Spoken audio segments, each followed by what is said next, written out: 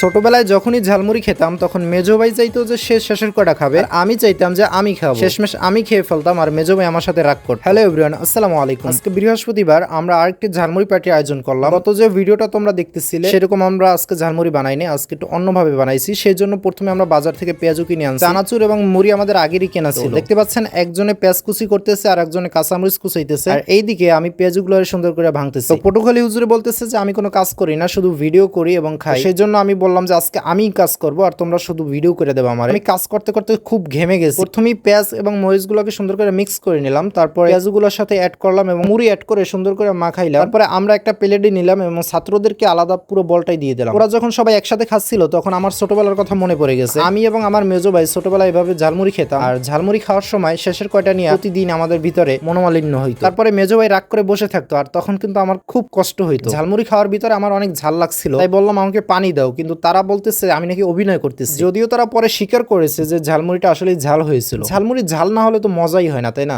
যদিও আমি ঝাল বেশি খেতে পারি না। ভিডিওটি ভালো লাগলে লাইক কমেন্ট শেয়ার করতে ভুলবেন না। যদি বেশি ভালো লাগে তাহলে ফলো অথবা সাবস্ক্রাইব করে সাথেই থাকবা।